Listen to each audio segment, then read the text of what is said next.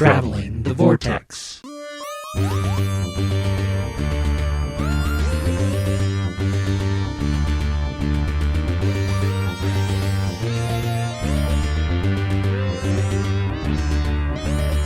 We've joined the Doctors as they travel the dark times and arrive in episode 481, where we don't have to worry about Dalekula, because we have Hector, the best companion ever. I'm Keith. I'm Sean. I'm Glenn. How are you guys? Pretty good. How about you? Not too bad. Guys do anything fun this week? Anything fun, exciting? Watch anything? Read anything? I've been reading like crazy. What you been reading, Glenn? Well, I've been really excited because of the WandaVision TV series that's going on now. Everybody knows about. I went back and started picking up some old, and a lot of these I'd read back in the day, but I started picking up some of the Wanda and Vision story arcs from back in the day, and I've been reading some old West Coast Avengers comics that involved them, and then moved on to the Vision series, which is really, really good. And then I was just scrolling through some stuff after that and got recommended a Black Widow comic called Deadly Origin, so I went ahead and read it too. And then to prepare for something we're going to be doing coming up, I went and read the first volume of the 13th Doctor's comic series. Of course, and then I finished reading that Daleks magazine or bookazine that I picked up. I think it was back in November. I finally got that finished too. So lots of stuff. I didn't watch much. Reading. Yeah, but reading a bunch of stuff. Yeah, lots of comics. How about you guys? You guys do anything? I did not. My cousin is in town visiting, so we've been visiting with her. We continued our Criterion watch with the Philadelphia story, which is one that I've seen, but it's been so long I really didn't remember much. I like that. Cary Grant and Katharine Hepburn and Jimmy Stewart. Yeah. It is a quality program. Takes its time getting there. For being such a, they give you the setup and you go, well, of course it's going to be this. And it takes a long percolating while to get to this, but then it does, we end up with things as they should be. Right. I enjoyed it. Mel liked it too, so that's always a plus. Anything else? Yeah, that was it. Well, let's move on to news. Watched my Chiefs make it to the Super Bowl. Yeah, that's exciting. Let's see if they can clinch it when it actually happens. Yep. I know, I'm a little worried about Tom the cheater Brady. Ooh. I know, them's fighting words. Not from anybody here. Not from anybody here. Maybe some listeners. I don't know. Glenn's over there nodding in agreement, and Keith's going, what's a sports ball? Who's Tom Brady? What? That's two first names. Ugh. Never trust a man with two first names. Keith, what do we got in the news? News, Doctor Who Season 24 coming out on Blu-ray. That is Sylvester McCoy's first season. Which is what it'll be called in the U.S. when it eventually releases here. Sylvester McCoy's first season. Time in the Rani, Paradise Towers, Delta and the Bannerman, and Dragonfire. Did you guys watch no U.S. release date yet? There's no U.K. release date yet either. No, that's true. Did you guys see the trailer? I haven't had a chance to watch it yet. Oh, it's good. It's got Bonnie Langford in character. And the premise of it is it's kind of almost like a Shark Tank. That's what we call it here. I think it's Dragon's Den over in the UK, but the same concept, but with the investors that are going to give money to somebody that has a good idea. Well, she's kind of a solo investor in that. It's called 24 Carat, I think, because she's it sets it up as she's been this head of some carrot juice conglomerate. So she's made a lot of money from that. And but it has people coming in to pitch their ideas, and it's different people from those seasons that are still around. I think one is Paradise Towers. I think it's one of the gals that was one of the girl gang gals. I think she's one of them, and she's pitching reopening Paradise Towers.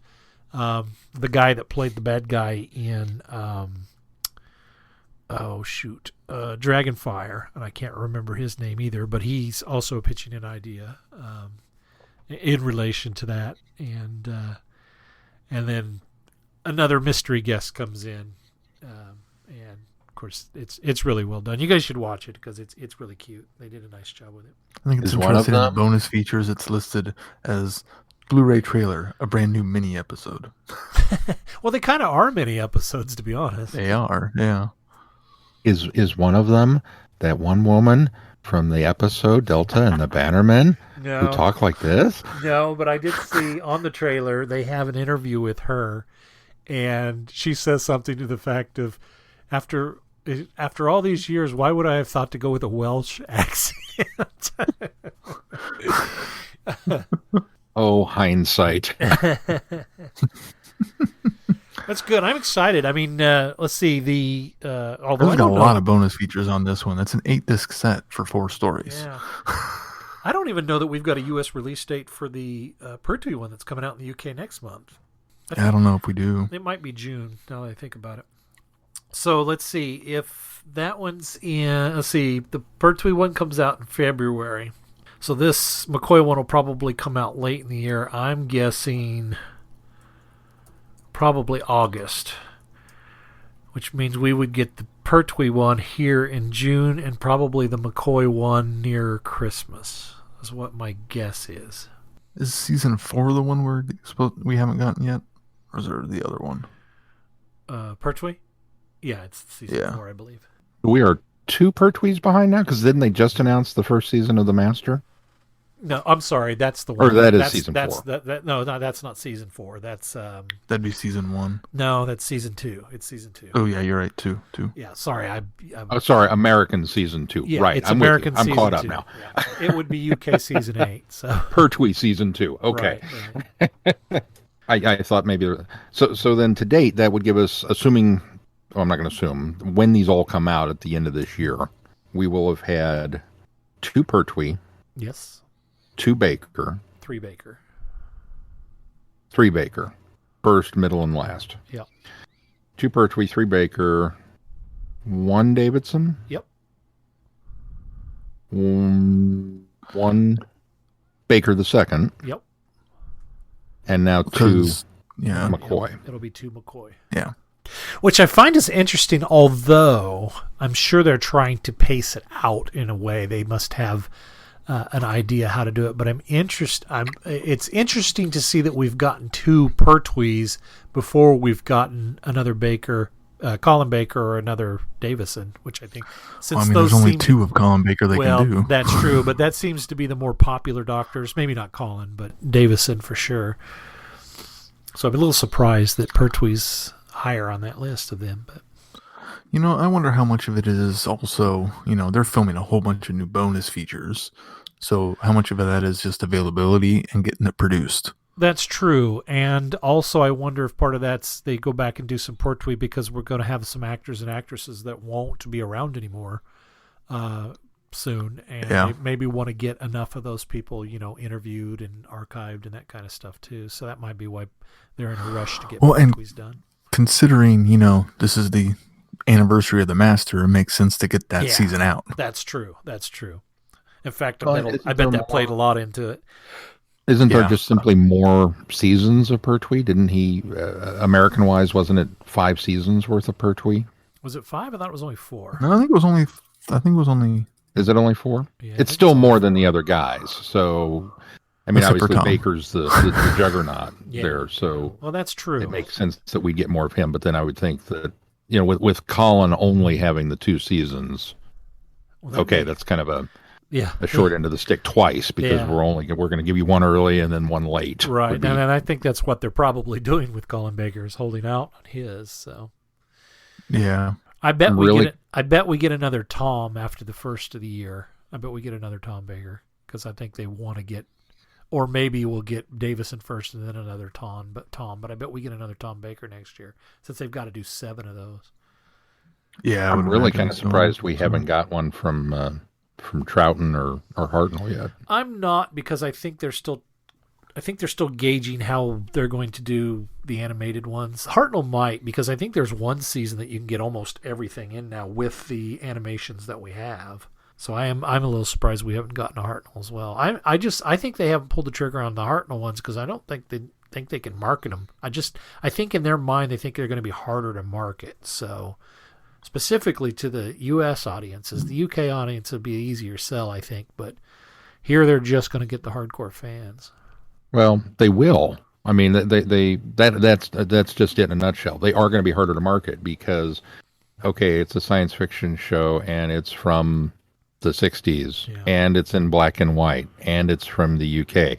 Unless you've heard of Doctor Who and know what it is, you're not going to rush out to stores and go, oh my God, I must have this. Right. I mean, there simply isn't a marketing campaign you can put together to convince a non-fan to go buy that. I think all of Classic Who, there's no marketing campaign that you'll get a non-fan to go purchase. Yeah, that's very true. Well, I think you'll be very hard pressed to find some random person that's just going to pick up a random season of Doctor Who and just start. I think you're 100% think you're right there, but I think there's also a lot of casual fans, and I think there are some casual fans that wouldn't be willing to dive into classic Doctor Who, but might pick up a Tom Baker season or might pick up a Sylvester McCoy season. So I think there's a variation in the type of people there are. The hardcore fans are going to pick all of them up. A casual fan or a new Who fan may pick one or two up just because they're familiar with those doctors, specifically from New Who. You know, if we've got Sarah Jane they're familiar with, they may go pick up, either a Pertwee or a Tom Baker season featuring Sarah Jane because they liked her. So that sort of thing I think would maybe give a casual fan reason to go back and pick it up. But yeah, there's absolutely no marketing it to somebody that's just going to pick it up and try it for the first time. The only way that would work is if they managed to either animate or recover Marco Polo and they could do the first season, because then you could build a whole 60 years of Doctor Who and it all begins here. That's enough of a hook that maybe a casual fan go, well, if I'm going to start, I should start at the beginning. Yeah, a lot of people are like, well, should I start at the beginning?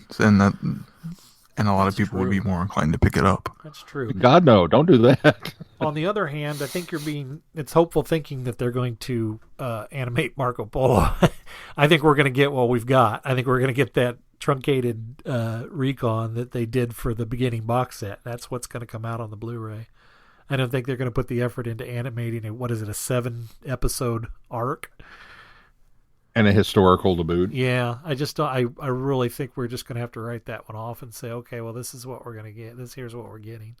You know me, Glenn. I'm an eternal optimist. Oh, I know, and I'm glad you are sometimes, Sean. But so Pertwee had 4 seasons. Yes. Okay. 2 with Joe, 1 with Liz, and 1 with Sarah Jane. Yes. They were just other than the. You only had 2 with Joe? Maybe it's just because there's so many episodes within those 2 seasons. Well, when they're all 7-part stories, it's like, oh, well, okay. They're about the same amount. What else is in the news, Keith? Well, speaking of the 50th anniversary of the Master, Misty is getting her own short comic series from Titan Comics. It's going to be a 4-issue story. That'll be interesting to see how that goes. I like her as a character a lot. I think her strengths, though, happen to be, and I think this was very much illustrated in that that Winter Time Paradox anthology we reviewed. I think she very much is a strong character when the Doctor's there. I just don't know how she's going to be able to hold a comic series on her own unless they plan to feature a Doctor in it with her. Well, here's the description.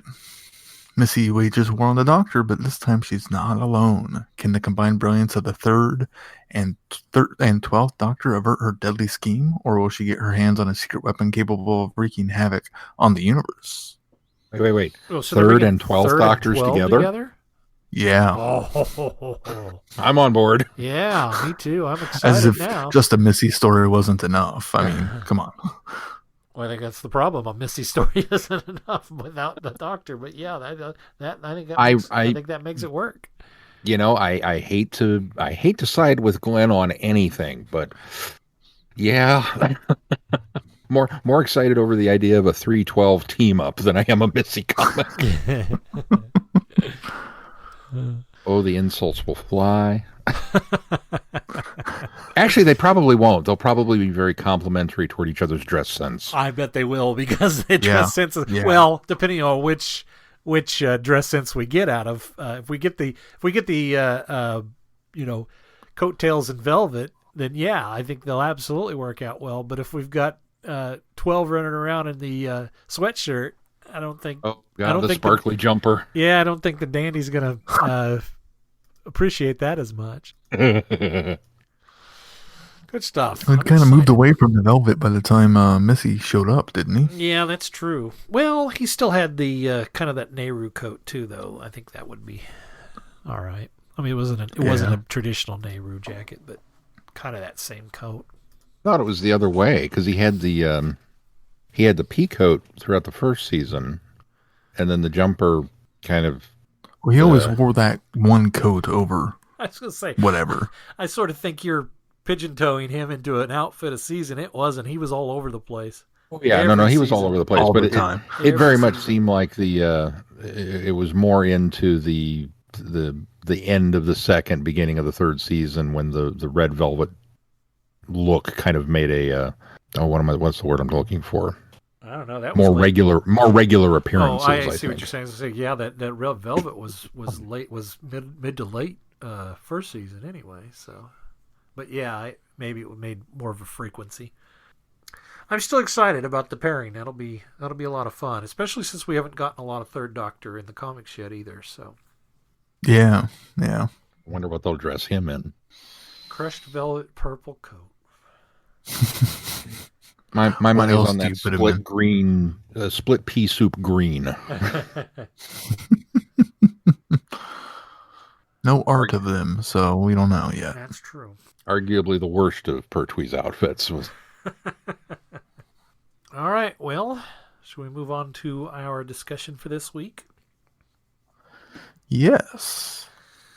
We'll do I think we should do the comics first, probably, because All Flesh is Grass, even though I believe the comics fall in an interlude in All Flesh is Grass. I think we just do those and then tackle the whole book on its own. So yeah.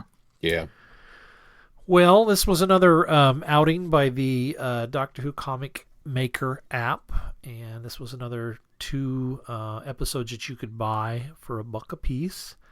And what do you guys think of these? Let's start with in order, episode 4, which was the one that featured the Ninth Doctor and Madame Ikala? Ikala? I don't know. Madame Ikala. Something like that. It was okay. It's okay. It's gonna these comics are, well, I marvel at the fact that they're able to use these and make a cohesive story out of them. There's just never a lot of substance to them. I'm glad they were able to be involved in this, but these wouldn't have been missed if they weren't there, because all of these stories really kind of just work outside of the main arc anyway. So they don't really give anything to the story arc as a whole, except for, I suppose, this one maybe sort of expands on the relationship between her and the Ninth Doctor. I think maybe that's where we're going to, and I think it shows that there's still some trepidation and that she's still not very trusting of the Ninth Doctor, especially since when the thing's going to the shadow creature's going to attack, and he uses the sonic sting. And she thinks that he's going to kill her with it, and that wasn't his intent at all. I think the story is meant to establish their trust and relationship a little better, and I suppose it does that. But overall, it's an unneeded unneeded story. Yeah, it definitely doesn't contribute anything to like the overarching story or much else. But it is nice to have 9 in a comic, I guess. Yeah, I think so too, and I think it also gives us maybe a something to visualize. At least it did for me because I read them first. Maybe obviously made her look a little more humanoid than she does in here, not as cartoony, but I kind of imagined her with kind of that flyaway hair that she's got and the purple or violet dress that she's wearing. So it sort of gave me an image in my head when I was reading the book for sure. Yeah. Sean, what do you think? They were there.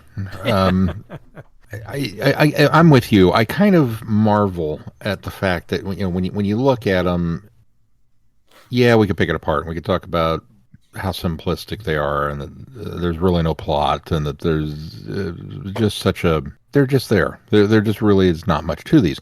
But you have to back up a step and think about the fact that these are app created. Yeah. These are not what I would term a professional comic artist necessarily creating new artwork for this. Right, it's a cut and paste job, and we've thrown something together to fit it into this overarching story. And here's a story. What can you do with it? Well, this one in particular, I felt was very much a weaker link in that chain because it seemed so repetitive. There were so many close-ups of the face and reused elements in order to tell what little story there was. Yeah. But again, it's an app-based comic, so you kind of have to give it a pass and just go, yep. Yeah. It's a thing. Well, the next one, on the other hand, I was pretty impressed by the story. This next one? Yeah. Mm-hmm. I think that episode 5 does... It has a little bit more of a complex story structure to it, and I appreciated the fact. And I think the thing that I don't know, and I suppose maybe we could look it up, is the same person writing these. We don't get an accredited author on these, and so I don't know if all of these are being, conceptualized by the same person or not. But this one really has kind of a different scope and flavor to it. And yeah, I'm with you, Keith. I liked the story. I liked the concept of it. It was a little bit, a little deep. Oh yeah. It's pretty impressive the fact that they're able to tell this sort of story in this format, I think. Yeah, I agree. Almost too much. Overall, the story doesn't contribute to the overall Time Lord Victorious story at all. It's just set during this, so that's kind of the only contribution that has. But everything else, I really don't have any complaints with. I think it does a really good job of telling the story that it tells in a concise manner and has some nice kind of twists and turns to it. Yeah, there's almost too much in the form of being a complex story for the limitations of the format, because it's such an intriguing. Well, what the heck? There's this person that because obviously there's a house. There's a modern house in the dark times. And that's enough to get you excited and immediately start thinking master or it's a TARDIS or what is the deal? What is with this house? And then no, it's even more interesting than that. It's somebody who invented time travel. Oh, and just wound up in the dark times. Okay, yeah, where are we going with this? And you just don't get much of that because, well, again, the limitations of the format. It's not. I would have much preferred this story be given a Big Finish treatment. I think agree. There was way more. I would agree. Way more could have been done with this, or a Titan comic story would have been good. Could have fleshed it out. Oh yeah, that would work well. Yeah, even staying with the format, that would have been interesting. Yeah. I suppose this story does also illustrate the impact of what the Doctor has done, causing this rift. Yeah, this is another one. The implications of this. Yeah, this is another one of those things that's pulled through the fractures. So, I also like how well the 8th and 9th Doctor get along. I think that if the 8th and 9th had or were able to travel together on television and we had the same actors playing, I think that this is what I see. I mean, this is how I feel that they would be together. So that's kind of a nice addition to it as well. Yeah, they've definitely got a fun camaraderie. Yeah. Which then, when we get to the book, creates some interesting things. Yeah. Well, should we move on to the book? Yes. Oh, let's. Even a Time Lord can't change the past. A wasteland, a dead world. No, there's a biodome rising from the ashes. Here, life teems and flourishes with strange, lush plants and many-winged insects with bright carapaces, and one solitary sentient creature who spends its days talking to the insects and tending this lonely garden. This is Inyat, the last of the Katara. In all flesh is grass, we are transported back to the dark times. The 10th Doctor has sworn to stop the Katara, ending death and bringing life to the universe. But his plan is unraveling. Instead of bringing life, nothing has changed, and all around him people are dying. Death is everywhere. Now he must confront his former selves, one in league with their greatest nemesis, and the other manning a ship of the undead. Yep. I don't want to undersell it because I'm not sure what to say about the story. I think I had higher hopes and expectations for where it would go. Mm-hmm. But I really came away from it not quite feeling like it did what it set up to do from the first story.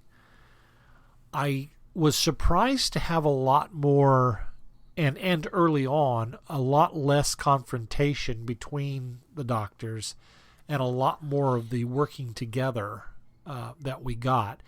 And I think that also, and correct me if, or maybe point out where this would have been, but we kept hearing James Goss talking about this interlude in part 1 and part 2 of this book, but there was no part 1 and part 2, and it was really kind of hard to determine where this interlude would have been. The only place that I could put what we're calling the interlude of the things that happened, the Mind of Magnos and all of the Comic Maker app stories would have happened after that meeting of the minds early on in the book, right? When they went their separate ways. Yeah, I think that's exactly where it happens. Okay. It's the resolution of the confrontation between all of them, and then they split off, and then they meet back up, because then at that point, there's never all of them alone again. They are always with one or the other. Right. Yeah. Okay, so There's always some combination. that was surprisingly early on in the book too. So I was a bit taken back by that, but I mean that's okay. I'm glad that we're on the same page and we kind of agree because I think the other thing I don't like about the book is it's all over the place. Yep. It seems manic. It is. It's very chaotic. There's not a moment where you can kind of catch your breath and figure out where we are and what's going on. And a lot of times we're bouncing back and forth between, and I think this would have worked. I think when was it Uma McCormack who wrote this? I think when she was doing it, she had in her mind, she was visualizing it, I think, as a episode. And I think if you had been doing this as an episode of Doctor Who, I think you would have done that bounce back and forth from scene to scene and cut away and here. And so it feels like she's trying to structure it that way, but it doesn't work for a book because you're not given enough at any time to kind of get your brain wrapped around what's happening now before we're switching to the next thing. And I think this would have served better to do each of these things out in chapters instead of breaking it up within the chapter. And I found it was interesting because Keith warned us last week that the chapters get longer as you go. And I think that's sort of true. But the last chapter, I think it is, it's like all of this stuff's going on within the scope of one or two chapters. And I thought, and they were particularly long. And I thought this really could have served better by breaking some of this up and kind of pacing a little bit of it out. I don't know. What do you guys think? Yeah. You are not wrong.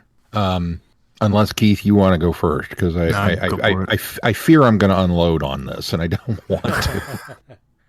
Well, you unload, and then we can maybe pull back some. Yeah, Yes, I've chaotic. got some things I liked about it, so go ahead and do it, so that I can maybe draw us back with some of the higher points. Okay. Yes, it was chaotic. It vastly was in need of an editor, and not necessarily somebody to cut material, but somebody to assist in the structuring of the material that was present. Because you would get, in order to kind of present the frantic nature of the events, you would get a paragraph or two, which would be with this group of characters, and then you would get a paragraph with that character, and then you would get a paragraph with this character, and then you'd go back to the first character, which I can do. I can track that.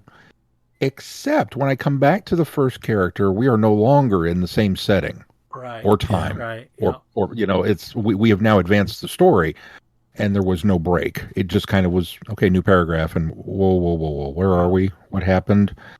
And so if this is where those interludes are supposed to fit in, fail. I'm sorry, but they just it didn't work that way. Because of that breakneck pacing that was present throughout the book. You can do that if you're going to give us a rousing adventure story. If you're doing a big action novel, a Clive Cussler or something, you can do that. But that's not what this story was. This story was very much okay, we're going to go in and we're going to bring all the heavy guns, but then we're going to sit and talk about it. And then we really didn't get much of the conversation. Yeah. The 10th Doctor flip-flopped on his, he starts off and he's very Time Lord victorious. He is so Time Lord victorious that I kind of began to, especially coming off the end of the other book and into this one, I was beginning to think to myself, I don't know how you walk this back. I really don't know how you can leave this Doctor and go into the Doctor of the next special on television, because he's now, he's full on in I'm going to go punish the family of blood mode. He's the wrath of the Time Lord. He is there. And so when 8 and 9 show up and attempt to talk him out of it, and we get the side of the conversation from his perspective at the beginning of the book, he kind of goes off on them and is not having any of it. So then we get the meeting of the minds, and he's pretty dismissive and kind of a jerk. Like he's play acting almost. Like he's trying to be nice, but he really isn't. He doesn't have time for these two fools that have come to try and stop him. I'm not trucking with any of this. No. Only to, at some point in time around the middle third of the book, completely change his mind and go, yeah, you're right, I was wrong. I'm not going to apologize for it, but okay, what do we do now? Yeah, I think It's like, and I'm not going to try to undo what I did either. I think that's when the did problem. That happen? Yeah, that's the problem that I have, is there's no switch. There's no reason for him to turn other than, oh gosh, I think I've done something wrong. And now, to be fair, I can't paint him into this, he did this huge, it's not, yeah, he ignited genocide, but he essentially did, he turned their own device, or quote unquote weapon. It's not really a weapon, but he turned their own weapon back against them is what he did. So I think there's a little bit of forgiveness in that he wasn't just this homicidal maniac that was going to wipe out a race of people, although he was kind of being a homicidal maniac that was going to wipe a race out of people. But I think that sort of softens it a little bit. But I think you're 100% right that I think he's of one state of mind at the beginning of the book, and then he just flips on a dime in the middle third. And I agree, Sean. Sorry, keep going. Yeah, it's just it's such a sudden. Well, even still, like there's that Minds of Magna story that we had where he's questioning, did I do the right thing? Right. We needed a lot more of that, or reference to that event, so we could be reminded, hey, he's doubting himself here. Well, that and there might have wasn't helped anything. too. That might have helped to have a break or a interlude, so that when Goss says there's an interlude in the book, that we can kind of look to some of the I think Mind of Magnos and maybe Echoes of Extinction. Echoes of Extinction, unfortunately, we suffered from that not being able to come out when it was originally scheduled to come out. So Echoes might also have some interlude effort here to soften that change, because I agree with Keith. I think Minds of Magnus is what they're trying to make serve as that softening, that that backtracking of the 10th Doctor, but unfortunately it doesn't come across that way. And there's no allusion to it either. I mean, you have to have some sort of allusion. You can't, especially if these are all supposed to be standalone stories that you can dip in and out of as you want. You can't assume somebody's listening to Minds of Magnos. Exactly. You have to have a reference that to it. moment. Right. Yeah. You have to give us something. Whether it's a, even if you just typed interlude on a page all by itself and then came back and then somebody in the next bar said, "You've changed since we went to Magnox." Yeah. Okay. Right.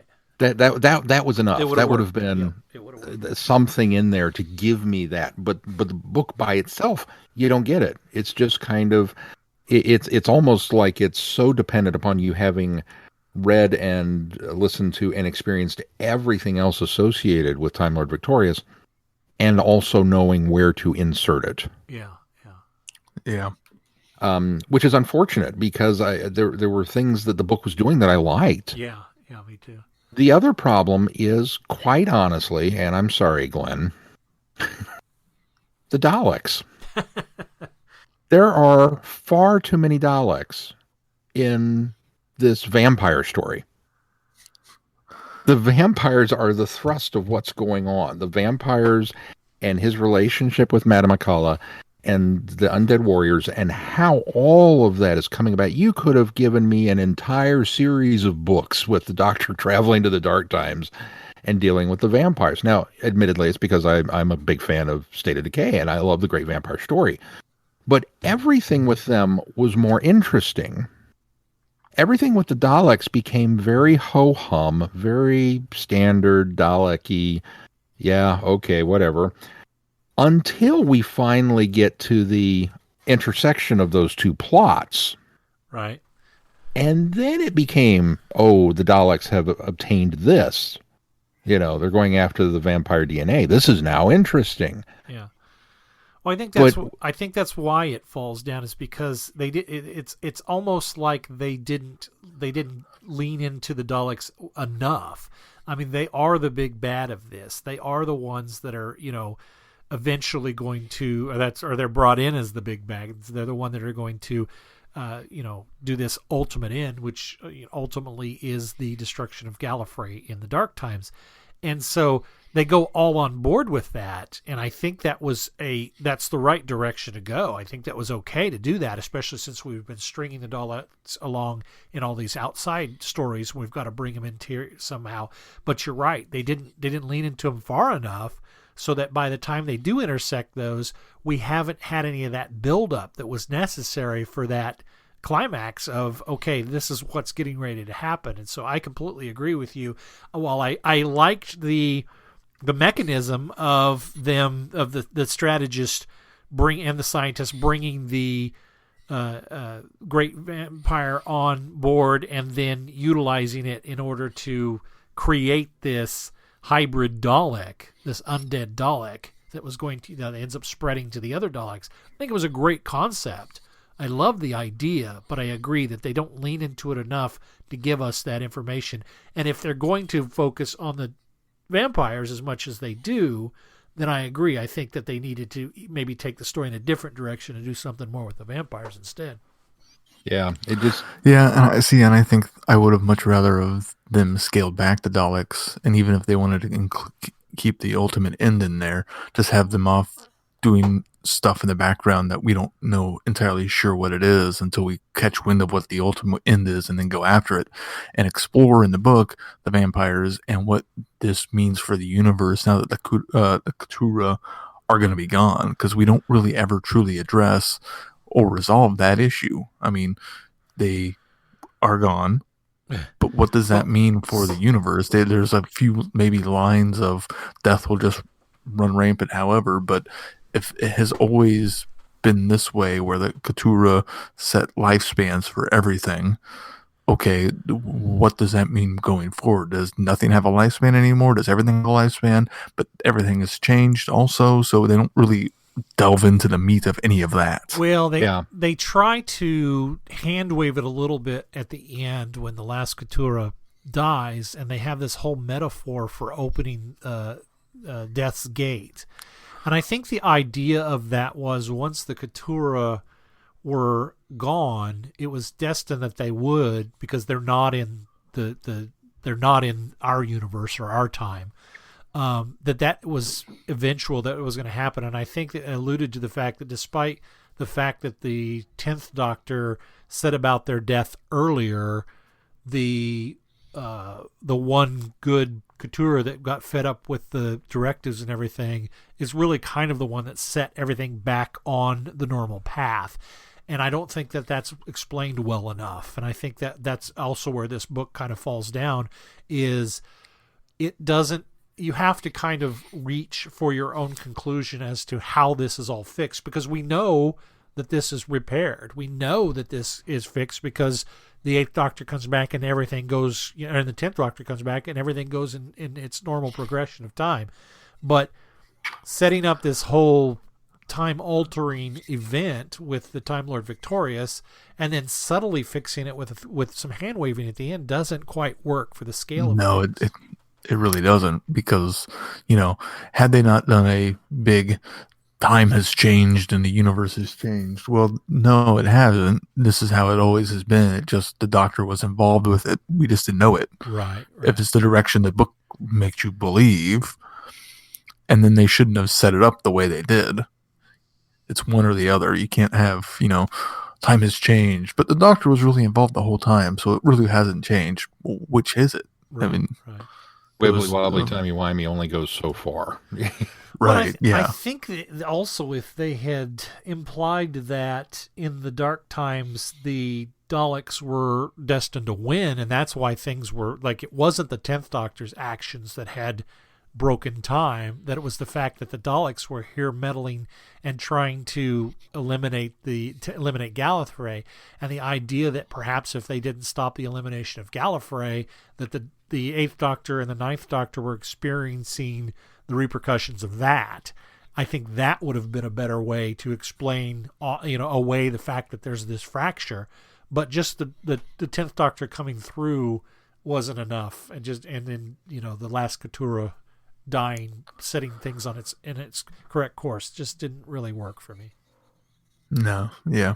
Yeah, and I imagine that in my headcanon, I just feel that had the Daleks disappeared for the middle part of the story, had they shown up with the 8th Doctor and we gotten a meeting and then the Doctors got together physically and then the Daleks flew off and all of a sudden it was like, uh-oh, now what? And we spent the rest of the book dealing with the vampires. And then the Daleks came back at the end with, hey, we've captured this vampire and we're going to Gallifrey to blow it up with this army of undead Daleks. That to me would have been a much bigger reveal, because you could then fit all of the Dalek stories, from within Time Lord Victorious into that gap.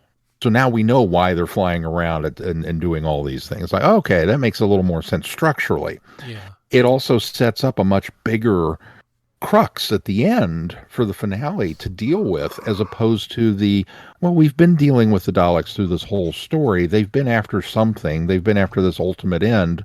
Let's piecemeal that out. No, we don't really need to know that they have a plan. Yeah.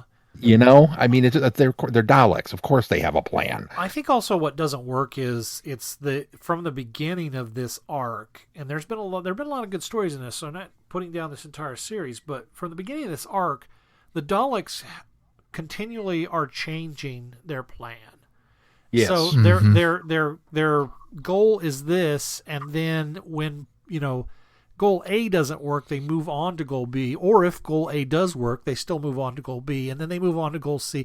And it's almost like you're continually evolving their plan. And I think it was almost a cheat. And I think that I didn't.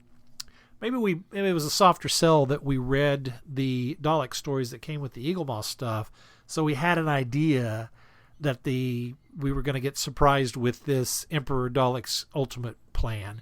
But it just seems like that we're doing this, okay. Which was just a longer version of that chapter. Right, that's true. But it just feels like we're like, oh, we're just going to continue to move the goalposts out until we get to this point, and then it almost undersells everything that the Daleks had been doing in all of their stories leading up to this. So, yeah, I think that's. Yeah, I think they're better off problem. having the Cthulhu, the vampires, and the Doctor himself being the villain of the story, other than the Daleks.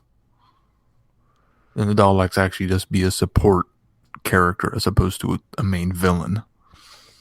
Just from the standpoint that because of what they did, in my mind, they really weakened the Daleks. They really just kind of, it became, instead of a Dalek story that I was excited about, it became yet another Dalek story. And because, as we've said before, every time they come back, they get beaten. It's you've got to find some new way of making them cool again. Because we know the Doctor's going to win. The Undead Daleks would have been a cool thing. That would have been a cool thing. Had everything around it supported it. Exactly. That's just it. If that's going to be the crux of the Dalek mission, if that's going to be the big reveal, then I don't need to know all the internal politics, if you will, that led to that. Just let the Daleks be mysterious and then come out with this sucker punch that, ha ha ha, we got you. That would have been oh man. So that was a frustration. And make the resolution of that be much more difficult than what it was. Yeah. Make it harder to defeat these undead Daleks than just had the last Kotora do her thing and poof, they're gone. Well, that's easy. Okay with the Deus Ex Machina of the story at the end. I actually was too. Just because it wraps up the Couture storyline and it takes care of this MacGuffin now of what happens when the door to the door of death is opened. Yeah, I agree. It kind of takes care of that. Now, I could have used a lot more of not just a ship full of mercenaries and some strange super weapon that Brian found in the closet. That was offensive. That we've got undead Daleks being wiped out by Bob. Yeah, and mysterious. But they weren't really wiped out. I'm gonna disagree because it wasn't like he had one weapon. He had several. We just expelled a bunch of them at the end of the last book. But it was determined that these were like basically cards up Brian's sleeve. And yeah, it does come down to the last one it's not exactly a weapon, but I liked that. I thought it was very much I can imagine Brian going around the galaxy, collecting all of these different weapons in order to use them later down the line somewhere, and this happens to be where it ends up being. And so I was actually okay with that. I was okay with that, pulling that last weapon out and going, well, I've got this still. I thought that was actually rather funny the way they played that off. Well, and because that weapon didn't actually kill the undead Daleks, right? It just halted them momentarily, and that's when the amazing reveal could have happened of, oh wait, these are vampire hybrids. But we already knew that they were, so it just didn't mean anything. Yeah, I agree. I think the other thing that kind of soured me on it was, let me back up. I think that the 10th Doctor, after he makes the turn back, really felt like the 10th Doctor. It's almost like she had his words at that point. And I think that the 8th Doctor was very much in line with how the 8th Doctor should be. So I think that she had both of their voices. The 9th Doctor just did not quite seem like what the 9th Doctor... She just didn't quite have the 9th Doctor. She couldn't nail it. And it feels like the 9th Doctor's going around doing very little in this story, even though there's a lot going on with him. And so that was a struggle too, is I just didn't feel like the 9th Doctor was realized well enough. Yeah, and that's in many ways the heart and soul of the story, if we are to believe that we've got the knight, the fool, and the dead, and as I interpreted it, that the Ninth Doctor was meant to be the knight, Yes. and the Eighth Doctor is the fool, and the 10th Doctor is the dead because of that. But it could, I don't know, I suppose it could be the Ninth Doctor was the dead because he's running around with the vampire, and the 10th Doctor is the fool because he's screwed everything up. See, in the final chapter, I got the impression that the dead was the Eighth Doctor for some reason. Well, no, And Because he was passed. See, it's funny because I got it as the knight was the 10th Doctor, the fool was the 8th Doctor, and the dead was the 9th Doctor. And I don't know why I got that, but it was somehow the way the final chapter painted it for me as well, but maybe I just misinterpreted. We're going to speak Maybe in that's the point. allegory. Maybe they're all of them. You need to do a better job of it. Anyway. Yeah, that's true. But although that was handed to her, to be fair. I mean, that was the title of the first book, and so I think she was going based on what was set up for that. But it's very much a matter of, okay, if we're going to play these roles, I'm fine with the Eighth Doctor being the fool because he is the of this set, he is the most exuberant, happy-go-lucky of them. Yeah. Okay, I can buy that. He's the most carefree. The carefree, sure.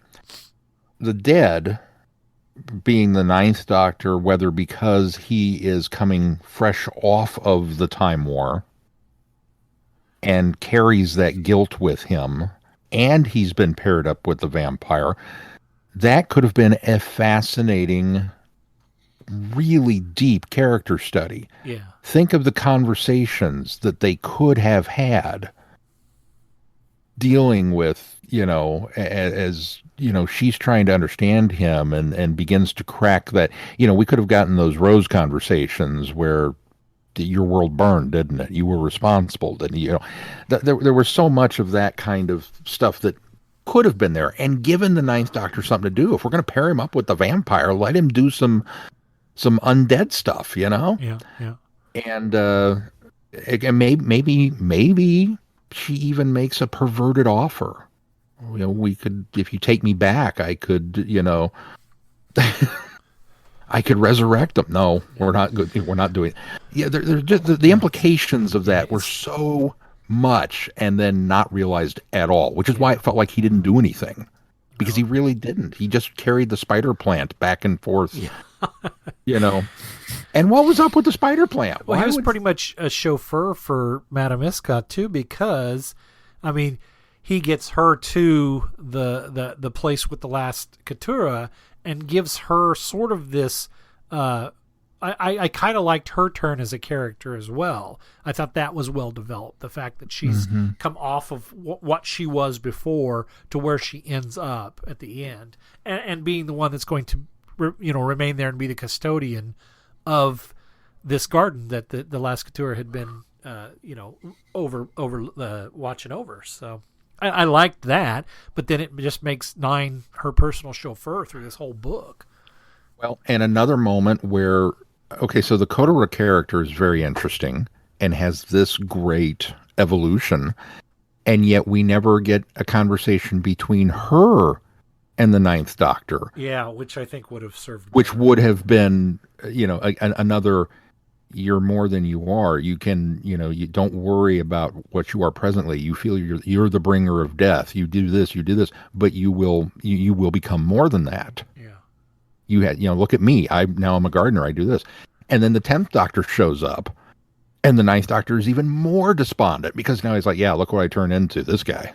There were so many things that they could have done. Again, it's not our job to rewrite the book either. So I know it just feels like there was so much potential. You're going to do this story, and it's like I am all on board with how much potential there is for this.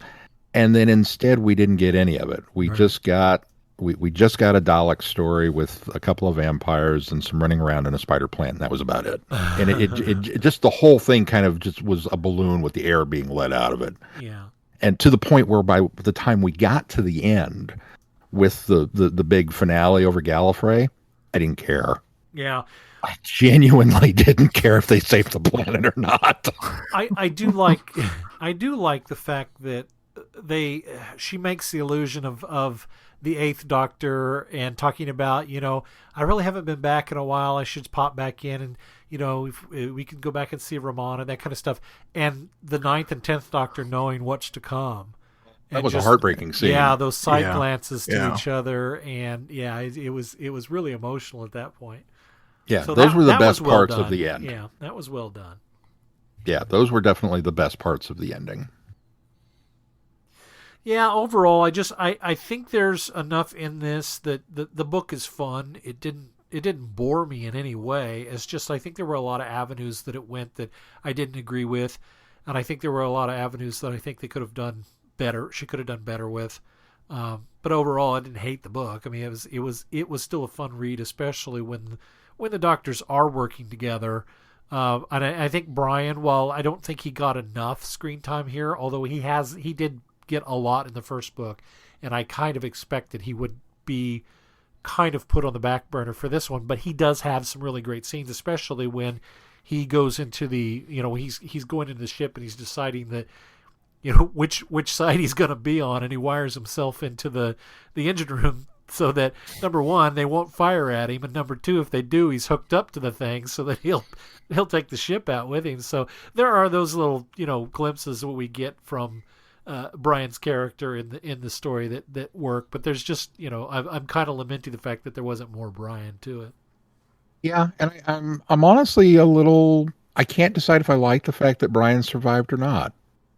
And I don't mean that to be disparaging, because I love Brian as a character, and I agree with you. I wish he'd been in more of it.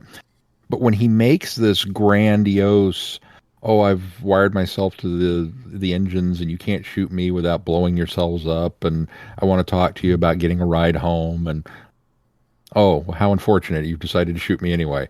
And then the Doctor swoops in at the last minute to save him.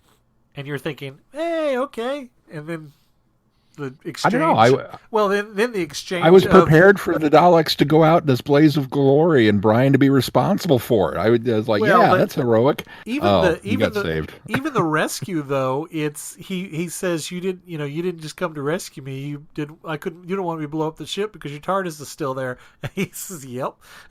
I mean, it kind of made the rescue a bit hollow, because I thought, how nice that he came back to get Brian. Oh no, he came back so they wouldn't lose his TARDIS.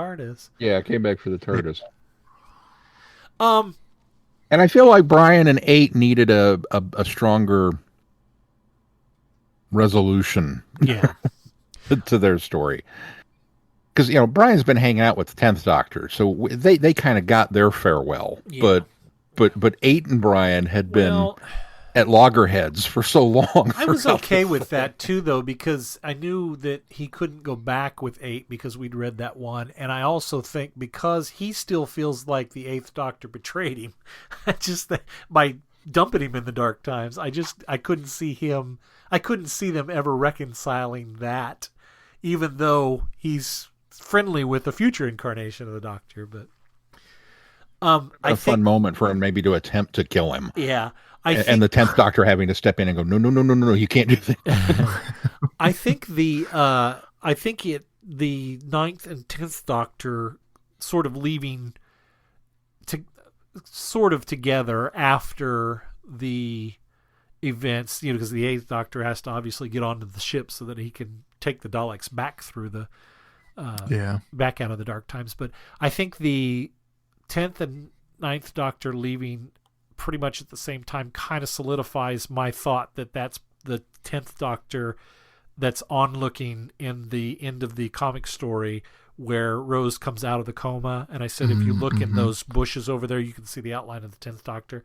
So I think that's where they were going with that. And I think that that's the reason why this book has them somewhat leaving at the same time, because I have a feeling they left together and he took one more look, at Rose from afar. I agree. And then would again later as he regenerates. And then do it again later. Creeper. Well, you guys have anything else you guys want to pick apart about this book? I really wish. I wish feel it like were that's better. unfair. I'm with you. I wish it were better. There were moments that I enjoyed. A lot of the name drop stuff. The fact that he called the ship the HMS Donna. Yeah, that was great and touching.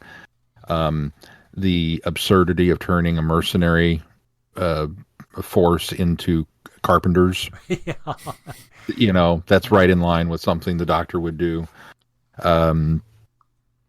Those moments worked for me, and were done very well. And a lot of the small character moments with 8 and later in the book with 10 worked for me. Actually, I just pretty much across the board, 8 worked for me. Maybe that's just my love of 8. I would agree. 8 was consistent through this whole book. Consistent is a good word. Yeah. And I think she found his voice. I think she wrote him very well.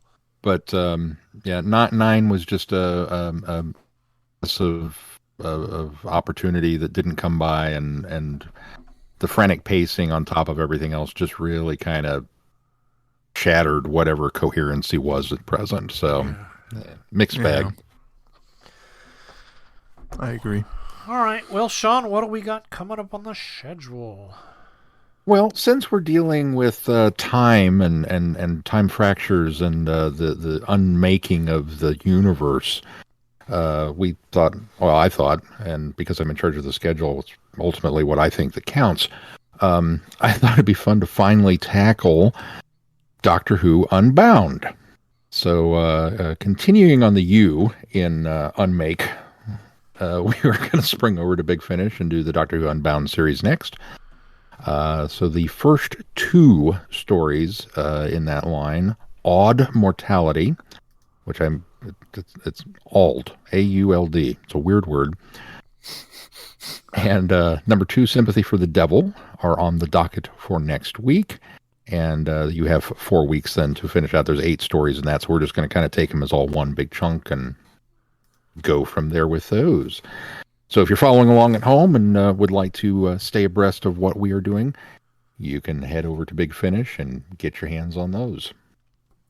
And then we have something special planned, because dealing with a gargantuan, multi-format, multi-Doctor story, and suddenly a bunch of Doctor Who stories where the Doctor is not the Doctor, but is the Doctor, as if that wasn't enough.